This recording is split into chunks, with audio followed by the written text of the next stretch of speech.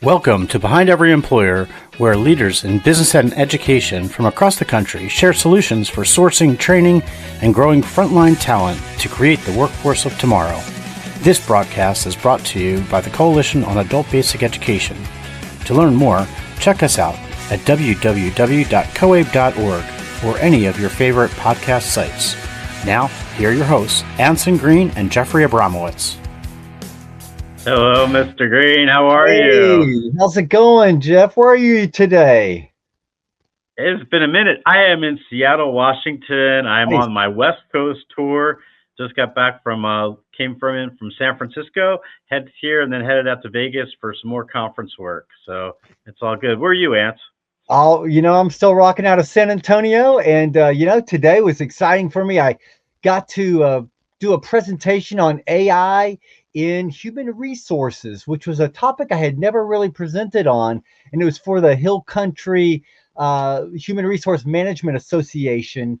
So this the area, Hill Country is kind of the area between Austin and San Antonio. And man, I went in kind of nervous but excited. I came out so enthusiastic. So I'm thinking future episodes, we might want to tackle this topic of human resources and AI integration, because there's so much happening that's bringing great value out there on the AI front. We talk a lot about education and training, but human resources is our neighbors and our allies sometimes. And there's some cool stuff happening out there that could definitely bleed into the adult ed world. So I'm all pumped up. It's a really good presentation and great feedback from the group. I love it. I sense it. Yeah, there's so much going on in the field. I know yesterday I was on Apprenticeships for America, did a webinar on apprenticeships in prisons and jails around the country and some best practices and what's going on. So yeah, there's so much happening in the field of adult literacy, adult education right now. It's a great space to be in. And we're seeing things change and start things moving. And we're about to meet some players of the game that are doing some great work, and looking forward to the podcast today. Well, I am too. We got a great team joining us from the Old Dominion Group and Chesterfield County Public Schools. And I don't know much about this conversation, so I think we're going to really learn a lot together. And let's bring them on and let's hear a little bit more about what's going on in Virginia. Absolutely. Let's get them all on. We got a lot here. There we go. It's going to be a full screen. I love it. I don't think I'm missing anybody. Yeah. Hey, everybody. Hey. Hi. There you go. Welcome to Behind Every Employer podcast. Yeah, let me ask you guys, where in Virginia are you coming from here? I knew Virginia, but I didn't catch a locale. If you can go around and let's share a little about who you are and what you do, that'll be awesome. Joyce, why don't you kick us off? All right. I am Joyce Jackson, and I am the Adult ELA Coordinator with Chesterfield County Public Schools. We are located in Central Virginia. And I'm also the newly appointed State Fellow for the State of Virginia for Adult Education. Melinda. I love it. All right, sure. My name is Melinda Dart. I am the Assistant Coordinator in Chesterfield County Public Schools for Adult ELA. So I work with Joyce in everything in adult education. Awesome. Megan, you're up. Hi, my name is Megan. I'm the Internal Communication Specialist for the Old Dominion Group, which we are a specialty services contractor headquartered in Richmond, Virginia, which is where I come from today in this podcast. And I just do all things marketing, branding, social media, event planning, and then part of that includes professional development and training opportunities as well.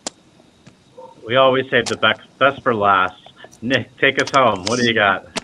I'm Nick Ivey. I'm the Vice President of Operations for the Old Dominion Group. I've been in construction my whole life, and I'm super blessed to run operations for a field first mentality company. We've got, approaching 2,000 people that work for us, and really excited to join your show today. Really excited to have partners like Joyce and Melinda with Chesterfield County Public Schools helping us out with our Old Dominion Group University, and happy to have Megan on our team kind of leading the charge with communicating everything and all the hard work that the three of them have done to kind of get us to this point. And happy to meet you too. Yeah, same here. And Nick, tell us a little bit more about Old Dominion, because I'm down here in San Antonio, don't know that group at all. And are you guys a support service company, construction, direct construction contractor? Tell us a little bit about those 2,000 folks and what they're doing. Sure, we're a specialty services contractor. So our flagship is Old Dominion Insulation. So we do mechanical insulation. It's not the stuff that's in your walls, the batting. It's the insulation that's on piping and ductwork and plumbing. We do a lot of cold storage. We'll do refrigeration. We do insulated metal panels. But we also offer fire stopping. It's a huge part of our business. Scaffolding. We do demolition and abatement, heat tracing. Wow. We go into healthcare facilities and put up ICRA barriers. So think of those temporary barriers when you're doing a renovation or see a hospital ER renovation. You know, we pride ourselves in being able to create a critical barrier so we can be demoing on one side and having open heart surgery on the other. Wow. We also offer Division 10 services. You know, think of all your grab bars and your toilet partitions and fire extinguishers and various sundries, and a couple more in there that I'm sure I'm missing. So, hey, it sounds like a comprehensive group there. And with 2,000 folks, you guys are reaching deep in terms of the workforce. Tell us a little bit. I mean, I think this is going to get us into talking about what you're doing with Chesterfield County Public Schools, but tell us about your workforce. Like, what kind of folks are these? They're skilled craftspeople, and I'm sure there's some laborers in there. Talk about the workforce and the kind of background of that workforce and how that drove you into working with Chesterfield. Sure. You know, so the large part of our workforce, the folks that, you know, that are under my purview, I guess you'd say, are you know, just hardworking men and women that want to put in an honest day's work every single day. You know, I grew up in construction, have a deep appreciation for our folks, and you know, my grandfather taught me, you know, a long time ago, we have a core value in the business. It's called do what you say you will do.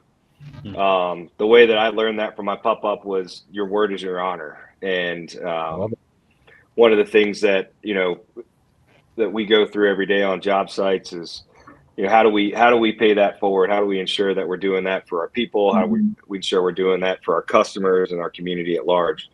So our folks, you know, they're anybody from 18 years old to 70 years old. Blue collar folks, insulating, fire stopping, demoing, you know, performing abatement on you know, hazardous materials and just getting it done every day. So it sounds like too, a lot of the stuff you're doing has a lot of regulations tied around it, especially in those environments you're working in. So, you know, it's crafts, but it's really, you know, scientifically based, like, you know, as you mentioned, you know, putting up that barrier, temporary barrier with surgery going on the other side, you know, that's not stuff that you take lightly in terms of the quality and the kind of regulation you fall into. Megan, what are you doing over there? And it's ODG you guys typically refer to yourself as, right? Yeah, yep, ODG. You're all over at ODG. Can you repeat that? Can you tell us about your role over at ODG? Yeah, so I'm in the marketing department here at ODG, and it kind of covers a bunch of things. I love it here. Amazing company, amazing role. So my role covers all things marketing, including social media, you know, establishing the brand, doing events, communications, you know, making sure that all 2,000 of those employees know what's happening, who to go to for help, things like that. And then part of it is also establishing professional development, trainings for our employees so they can continue to improve professionally and personally. So excellent. A whole lot of everything in my role. It sounds like it. It sounds like Yeah. it. So I'm curious now. So what was the connection? What was the need that you saw the services of the Chesterfield County Public Schools for? What was the connection? What were you trying to get accomplished? So I'll give Megan all the credit in the world for the connection there. We had talked about workforce development training, and really what it was we call it now Old Dominion Group University. That's what we branded our training platform. Not to be confused with Old Dominion University or the band Old Dominion. So it was really through conversations, from a lot of my foremen about financial responsibility. Oftentimes our folks are going to some of these markets to get their checks cashed, and if they make an honest wage and somebody gouges them with a very high we'll call it processing fee. They make $1,000 and their processing fee is 30%. They're going to get $700, and it breaks my heart. So some guys, we take care of our employees, and we have a sort of a loan system where they can take out a loan with the company with interest, and trying to understand what that was all about. So explaining to them, hey, you don't have to do that. There's other avenues that you can go to. These guys are taking advantage of you, kind of predatory. And we have a large Hispanic population. So, we wanted to level up and say, hey, how can we better communicate with our workforce, and how can our workforce and how can our management team and our leadership better communicate? So, Megan is bilingual. She is kind of a unicorn. And she found some programs, and one of the programs she found was Joyce and Melinda, and through I'd say a couple of different discussions, we kind of built a curriculum around what that may mean and how we can help each other. So I'll let kind of Megan talk about how she found Chesterfield County Public Schools, and particularly Melinda and Joyce, but it was really just the thought of supporting our workforce. Love it. Yeah. So that conversation stemmed from Nick came to me saying how we can, build more opportunities to support our workforce, keep that field first mentality. And I actually attended Chesterfield County Public Schools. I grew up in Richmond, so I went to Chesterfield County Public Schools, great county, love it. So I've already known that they existed, that they could maybe do something to help us. And then through one of our other colleagues here at ODG, one of their family members worked for Chesterfield County, so I got in touch with her, and she got me in touch with Miss Joyce and Melinda. And from then, it was just a conversation of, what can I do for you? What can you do for me? Things like that. And here we are. So it's been great. Yes. Fantastic. Well, let's turn it over to our friends over here at Chesterfield County Public Schools. Joyce, why don't you tell us a little bit about the services you guys provide, how it's funded a little bit, and then let's hear your side of the story in terms of this match made in heaven. It sounds like with Megan Old Dominion. Sure. Well, Chesterfield County Adult Education, we kind of have three sectors. It's ELA. Some people know it as ESL, but we go by ELA, English Language Acquisition. Yep. Then we have a GED side, and then we have a workforce side.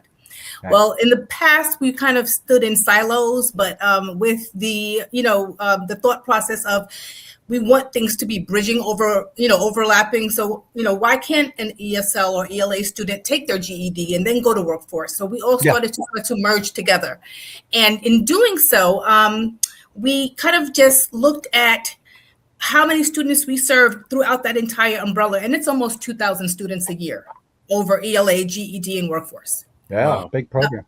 Absolutely. And we just, we're trying to just look at different ways on how we can support not just the school system, but support our communities, support our businesses, and support the students, not just in life, but also in work.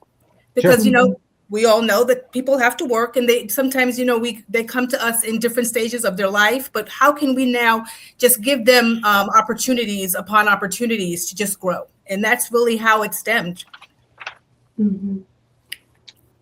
So Megan, you came knocking, and Melinda opened the door, and I like this aspect that you guys have this, kind of segment focused on business and workforce. So I imagine that's the door Megan was knocking on, but it might have been that ESL door too, right? Or the ELA door, correct? Mm-hmm. Yeah, that was probably the biggest part of it was we reached out specifically for Spanish language classes and English language classes just to help bridge that communication gap in our workforce. So that was part of that conversation was if they could provide those language classes for our teams. But then we also wanted to add in, the general life skills, everyday conversations, financial literacy, digital literacy. So we just wanted to bring it all in where not only can they learn the language, but they can also just improve personally. Yeah, well, it sounded like Nick set up a great context because you've got, kind of like the payday loan problem that he's fighting, with his workers getting a lot of their checks taken out. So there's your financial literacy piece, the banking that's going to be online often. So there's your digital, and then of course the English is a second language, all in the workforce context. So you guys really wrapped up a nice package for ODG. It sounds like. Melinda, tell us about your role in all this. Sure. Well, from our first conversation, we really, Joyce and I always say we're more than just English classes. So however we could support their employees, we were really all the way on board to do that. So every time we met, we would just exchange ideas about what the curriculum would be. We created benchmarks just based on the content. It was anything like Megan was saying, conversation, greetings, all the way to budgets and even employee benefits, digital literacy.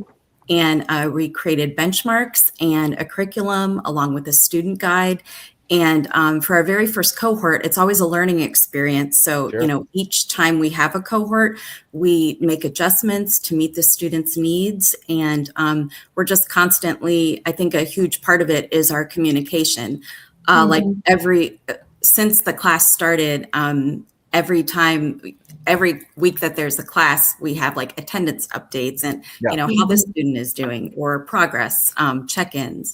So it's just ongoing communication to make sure that the students' needs are being met or just following up. What's the model look like? What's the model look like? I'm curious. Like, do students are they? Is this take place at Old Dominion, or is this something that happens at the school? Like, where are the classes, and what are some of the challenges that you face kind of implementing this kind of project?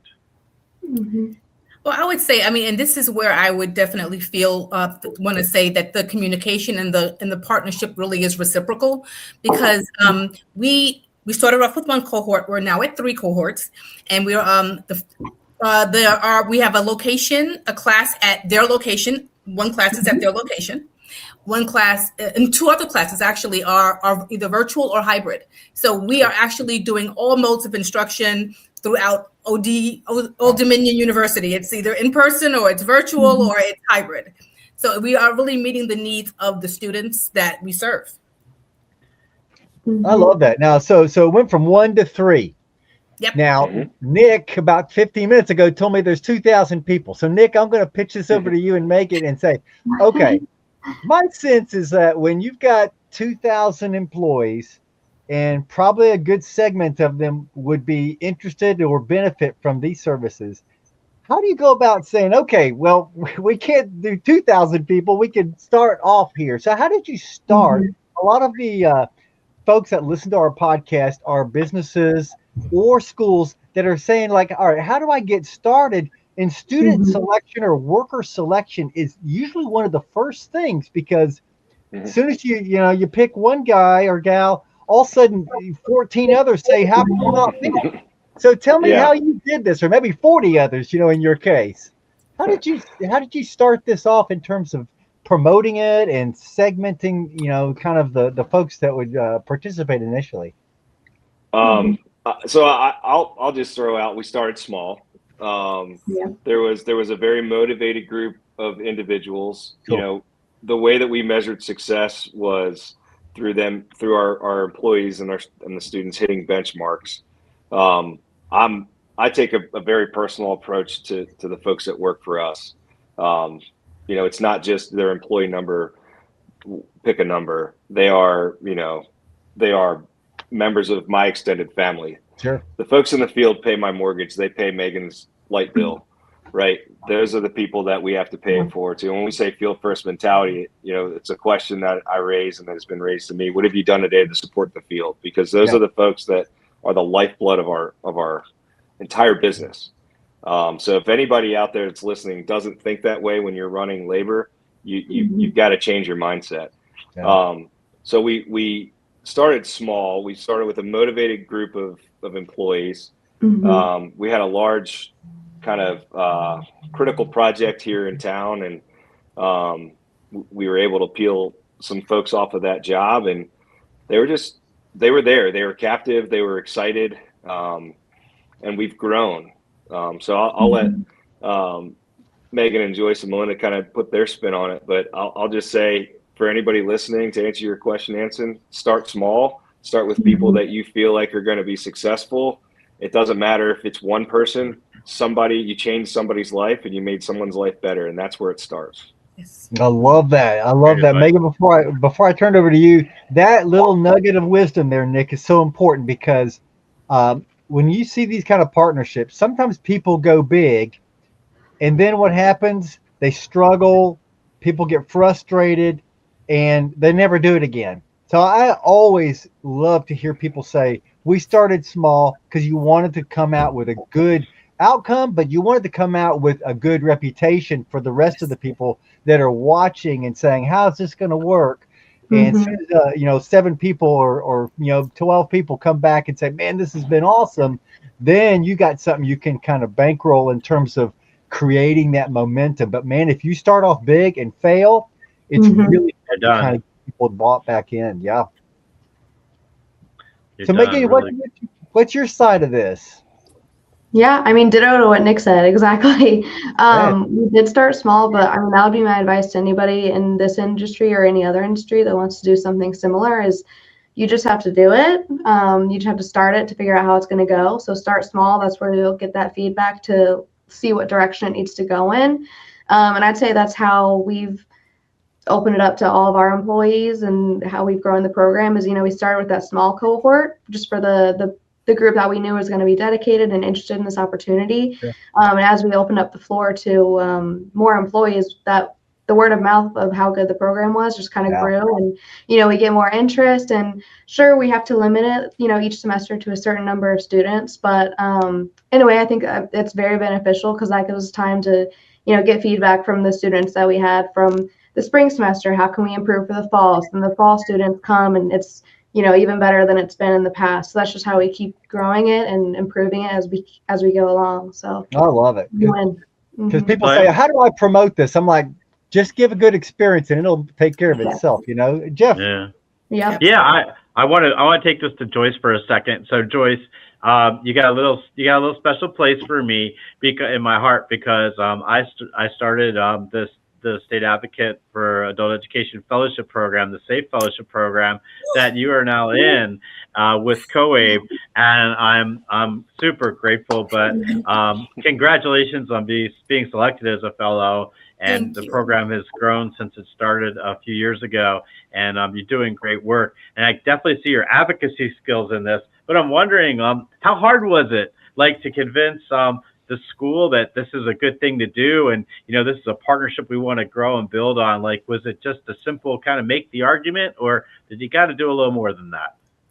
I will honestly say we are, Nick, you used the word blessed. I'm going to say that we have been truly, truly blessed in Chesterfield to have administration and the superintendent and school boards that really take an interest in adult education, and they see and understand how important it is. It doesn't just change lives, it changes communities, it changes generations. So saying that, they understand that the work that we're doing, they understand the why behind the what, and they were in support of this wholeheartedly. I love it. Easy sell, huh?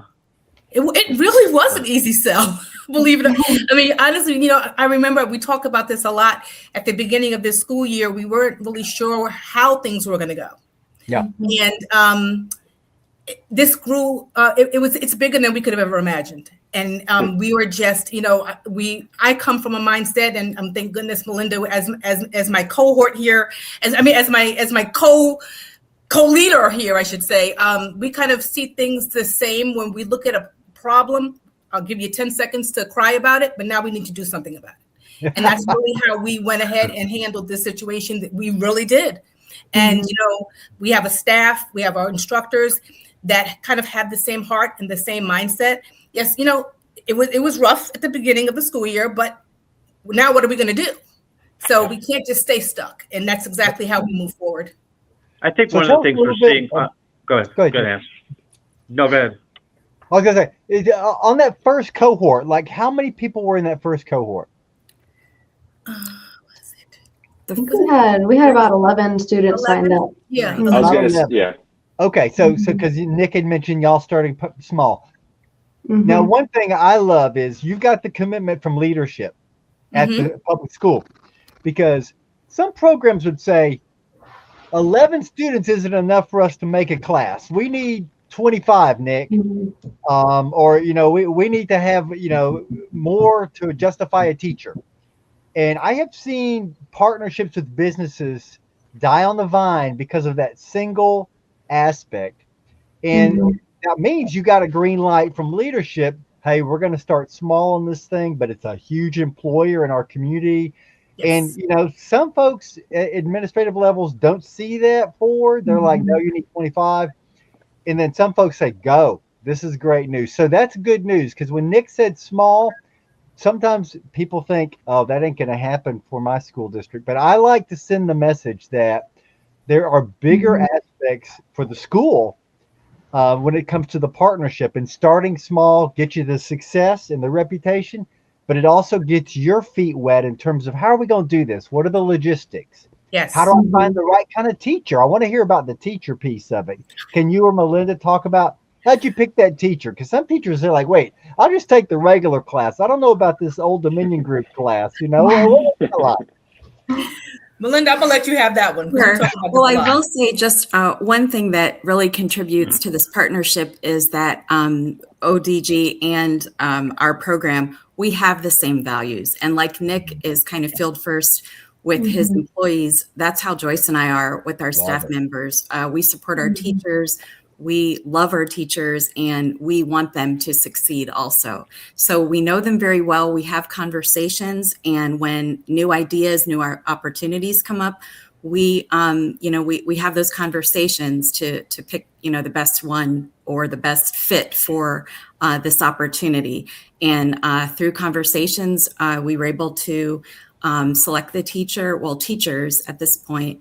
And just to add also something about the small group that we started with, we started in the beginning doing like a pre-screening of all the employees too.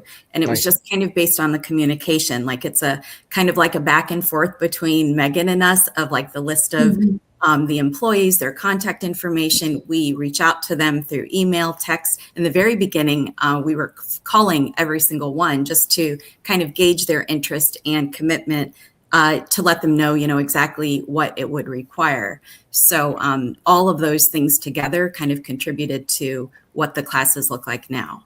This sounds like a great marriage. I'm curious, like, who paid for the wedding ring? Like, how is this thing funded? Well, Old Dominion does provide some funding on this on their end, and we also are grant funded. So we do kind of braid that. We do use some grant funding, as well as Old Dominion does help with a lot of the resources that we need and help in funding the actual classes.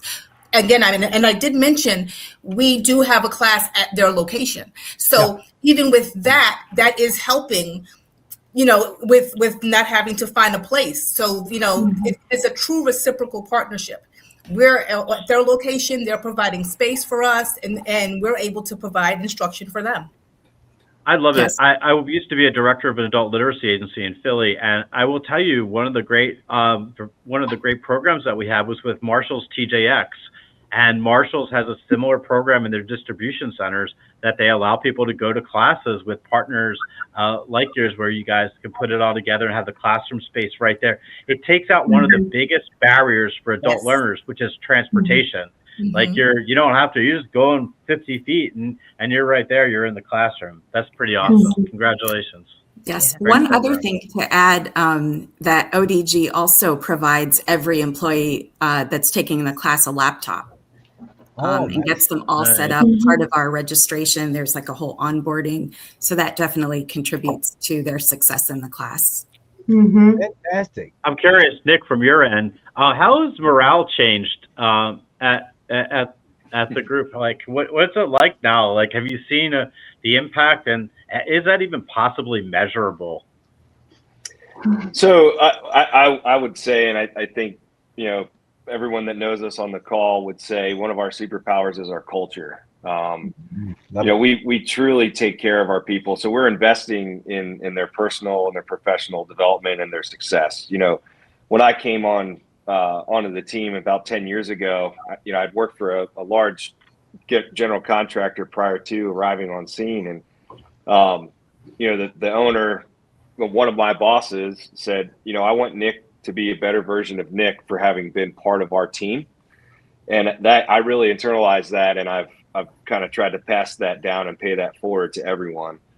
So, you know, it's just one of those things where culture and the morale and the energy that we get from this program, everybody that's kind of associated with it or that's currently going through it, or, you know, folks that have graduated, there's nothing but positivity around it. And everybody is kind of seeing, you know, it's almost like a glow. I think of, you know, a couple of our employees, Celso and Chenny, you know, they're just extremely just vibrant people. Chenny she's a firecracker. She's incredible. And my buddy Celso, he's one of our superintendents for our fire stopping company. You know, he's running one of the largest manufacturing jobs in the country right now over in Lego in our backyard, thankfully. And he is just so thankful that, you know, he was given the opportunity, you know, that the company helped him out, but also provided a path for him to be a better version of Celso, to be a better version of Chenny. That's fantastic. I think at the end of the day, that's what it comes down to. Yeah. After you leave your job, you're still able to be, you're able to be a better person of who you are just for just having this experience. And we're a better program. We're better instructors. Nick, you're a better leader just for being able to see, you know, when you see your employees just smile and are happy and are able to just pay it forward to their, you know, to their fellow coworkers. That's what it's about. Absolutely. Yeah. People helping people. Yeah.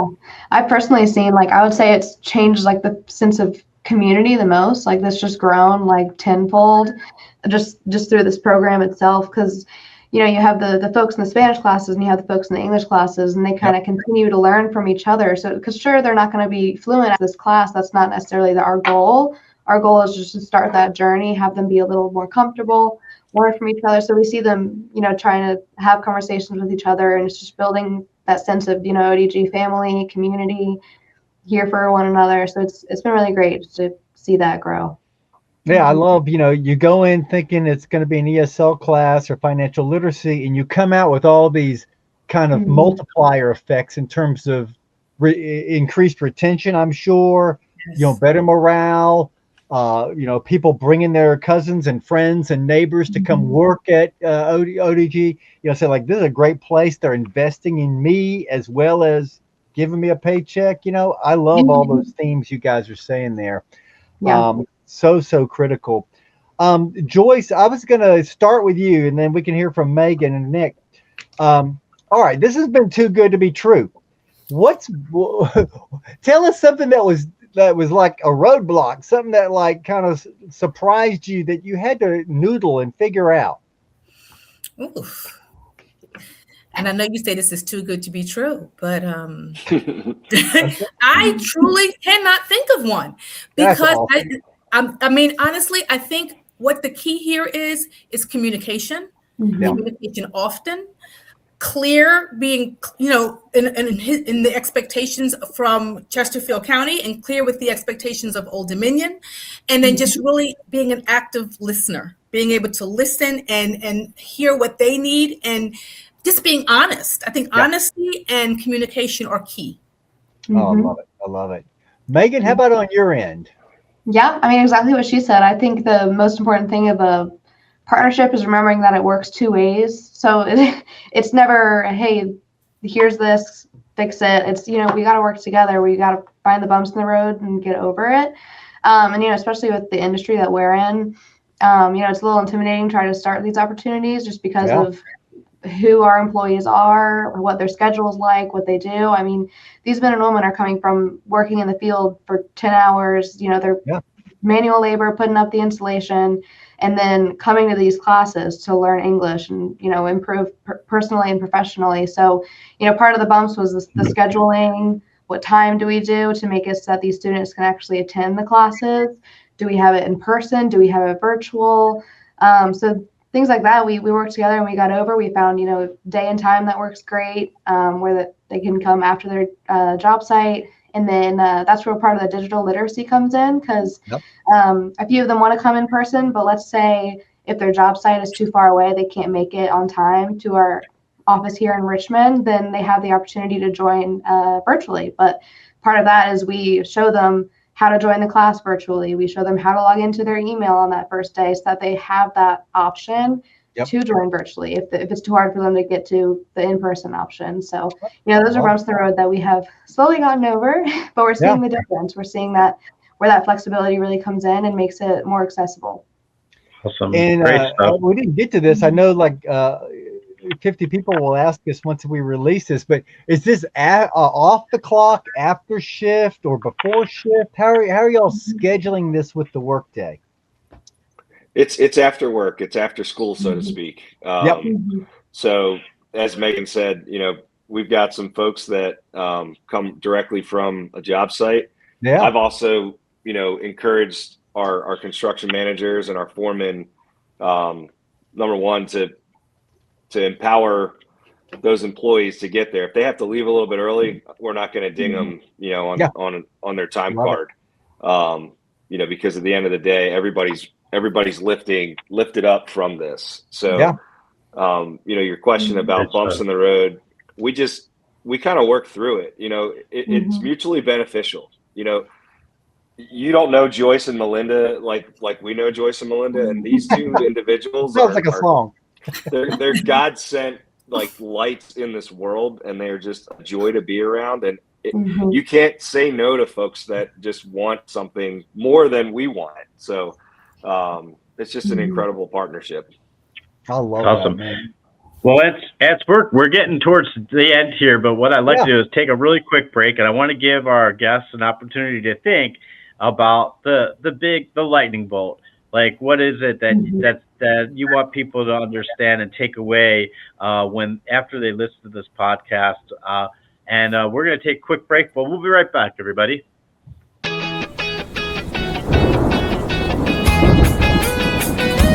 You've been listening to Behind Every Employer with Anson Green and Jeffrey Abramowitz.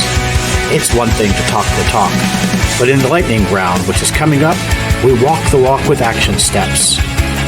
You can listen to Behind Every Employer podcast on YouTube, Spotify, or find us on your favorite podcast vendor. We are back, and it's lightning round. It's the time where we really want you guys to share out a little bit about what you want people to know when they stop this podcast and the big takeaway for you. Who wants to get us started? I can go. Jump at one time. Go for it. So I'd say if you had to take one thing from, this podcast and what ODG and CCPS did together, I would say just do it. I sound like the Nike symbol, but it's true. Just because, when you think about this opportunity as a whole and what you're offering to your employees, it's pretty intimidating. How's it going to work? What are the logistics? This, that, you could sit here and talk about the struggles that you're going to face all day. But, in the end, you just got to do it. And that's how you will learn together. That's how you'll get feedback from your employees.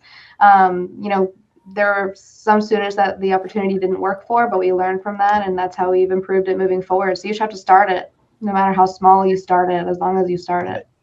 Great advice. Great advice. I will go after Megan because mine kind of goes right after that. Once you start, just follow up. Don't stop following up, because I think Like Joyce was saying earlier with the communication, the emails, we have virtual check-ins, we do in-person check-ins, like the follow-up is so important. Megan and I were emailing every single week after class, letting her know about like attendance, or even following up with the students when they're not there. We're texting them, or during class, where are you? So the follow-up is really, really important. Great. Joyce? I don't think I would say, in a world where it's easy to find reasons to say no, or it's not possible, look for ways to make things happen. They're usually not hard to find. You just have to look a little bit. And then, ask for help. For those who are going to be watching and listening, we are here. If you have a question, you can reach out to us. Our information will be, shared later on in this episode. But reach out to us. How do we get started? If you want to have a conversation or just have some questions, there are people that are willing to help you.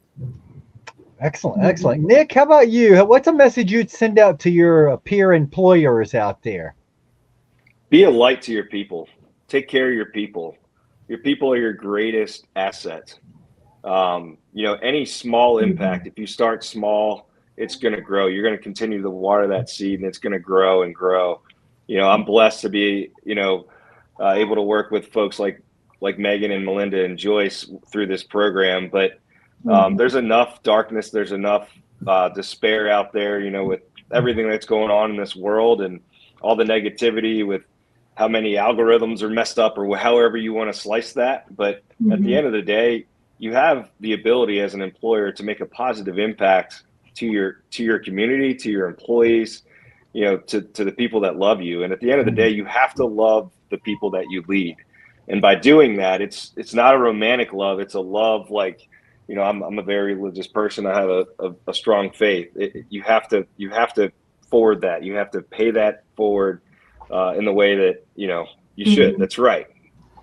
If you don't, then you're just missing the point, and you're not going to be successful.